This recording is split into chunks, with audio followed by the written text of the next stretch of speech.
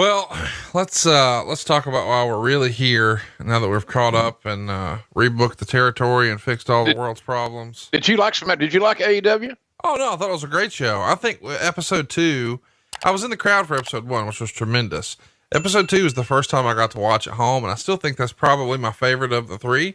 But I thought yesterday, as we're doing this, was even better than the first show. I really dug it, but at the same time, I've been enjoying NXT as well. That Walter Kushida match last week was outstanding. Yeah. And it was cool to show some of my, new to NXT wrestling friends yesterday, Pete Dunne and, Punishment Martinez, or the former Punishment Martinez, Damian Priest. He looks like a new person since we saw him in Ring of Honor. So man, Wednesdays are so fun for wrestling fans now. I thought it was a great night to be a fan. Me too. I'm with you. I haven't caught up with, NXT because I'm kind of busy when they're airing. But I know the product is solid. It's been good. I know that our ratings this week, AEW ratings, taking an hour, were good. We won the ratings deal again, and 18 to 34 demo, 18 to 49-year-old demo right now is owned by AEW as far as the wrestling audience is concerned. And that's a very viable audience that you want to capture, quite frankly. And WWE's strongest demographic is 50 plus for NXT. So that tells you a story there. Just WWE's looked at as older, more mature. They're the established brand. They're the big dog in the yard, all the good things you say. But AEW is the new kid on the block. We're new, it's exciting, it's fresh. And we're trying to feature a lot of young guys that are looking for their break. The Joey Janela's of the world, the Darby Allins of the world, all these kids, Private Party. New guys that are given the opportunity to become stars. And quite frankly, it's not about the booking now. It's not. I told these guys to their face last night. So these dudes, the booking got you to the dance. Now you got to create some music and start to dance your ass off. And they get it. They're young and they're defiant, and they rise to they like that kind of motivation. So I'm having a blast with these kids. I just think I'm proud of them. They're like little family members now. It's just. Being there every week is such a different deal than that, every 4-week deal, or this is a pay-per-view here, and we're going to all out, we're going to all in, we're going to all something. And then 3 months later, we'll do all something again. Now these guys are working every week. Their skills are getting better. We're getting to understand them better. We can help them improve. So it's a fun project to be involved in. But I'm a big believer. I saw something that Corey Grace tweeted to you about podcasting.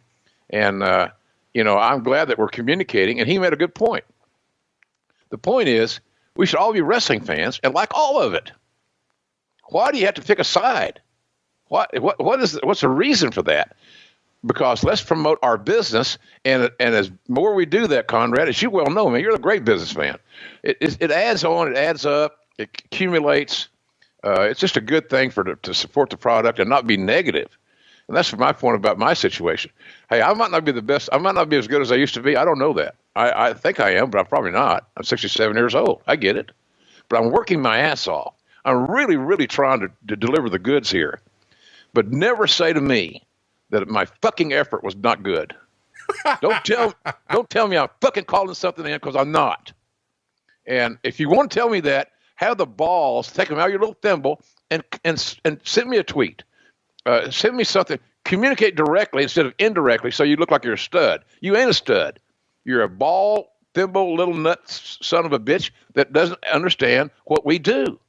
So there's that. I don't want to get too pissed off because we got to talk about Taboo Tuesday. I'm excited, man. October 19th. So a couple days from now, it went down at the Bradley Center in 2004. Of course, that's Milwaukee, Wisconsin. Only 3,500 fans in the building, a $215,000 gate. That's got to be disappointing. Sucked. Yeah. It drew 174,000 pay-per-view buys.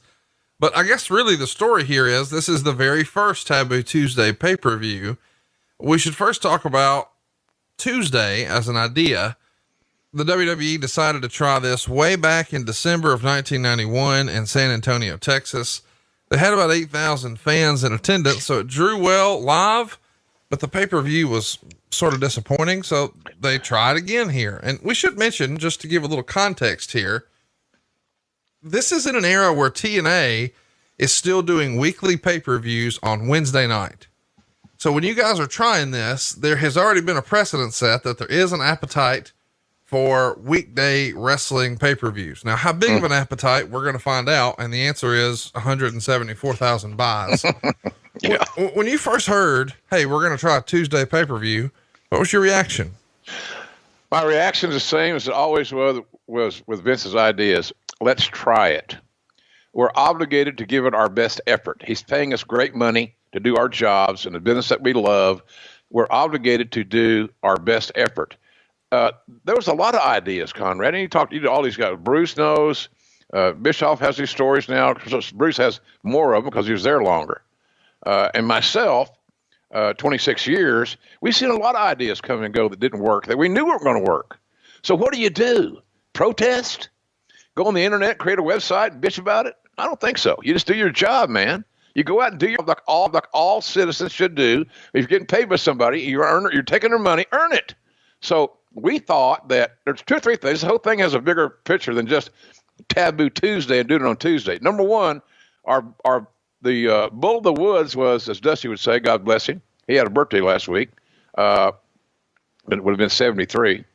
That the bottom line of this deal was that we had Monday Night Raw tomorrow night on pay-per-view.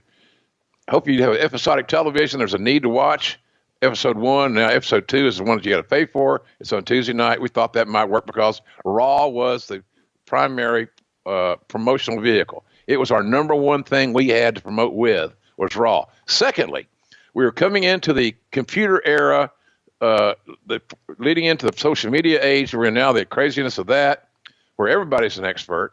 And we felt like that, doing this thing with where you have the poll where you can announce you can do the booking, what stipulation you want, blah, blah, blah.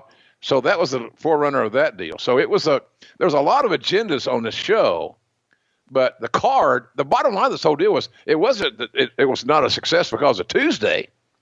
It was not a success because we did not book what the audience wanted to see in the story.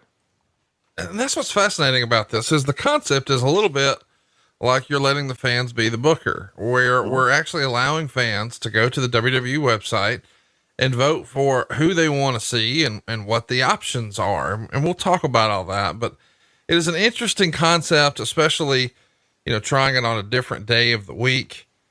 When you first heard that, hey, we're not just going to book a traditional card, we're going to let the fans pick and we're going to do it online. You being old school, you probably had to assume, well, we're going to work it, right? I mean, we know what we're actually doing, right? Oh, no, it was straight. It was legit as far as I know. I don't remember any skullduggery on that deal. I asked about that, and there was somebody was telling me, I can't remember exactly the verbiage, but the company was very leery of rigging a voting. So as best I know, and somebody may be rolling their eyes right now because, oh, JR, come on. I don't remember it being fixed. Well, my point is though, when you first hear we're going to do a voting concept, the old school wrestling promoter in you probably assumed, well, we're working it because we've got to know because we got a plan, right? Yeah. We assumed we're going to work it somehow. But we found out we couldn't, but it wasn't that difficult because you if you had 3 options to vote on for a match, let's say, you kind of knew what the popular choices were going to be. Sure. You kind of break it down. So you pick out your top 2 choices, the most likely to be voted in by the fan vote. And there's a lot of fans that voted, man. They bid on this thing. It's too bad they didn't buy the pay-per-view, but they voted. And it was an interesting concept, a lot of votes, but we figured we could nail it down. And look, we're supposed to be professionals here. Quite frankly, if you go back in the old days, the old promoters like myself would say, well, we're going to make the announcement when you get in the ring. What? I mean, we can't go memorize our spots during the day? No. You have to learn to work and listen to the audience and feel what the audience is giving you and give it back to them. Because none of these matches are things that you haven't done. So, but we didn't do that. They got a heads up what it's going to be and on the voting. So, but it was legit as far as I know, Conrad. I swear to God, it was legit because I asked that question. Well, what's this going to be? We don't know. What do you mean we don't know? Come on. It's a work. Well, it's not a work on this one. Okay. Well,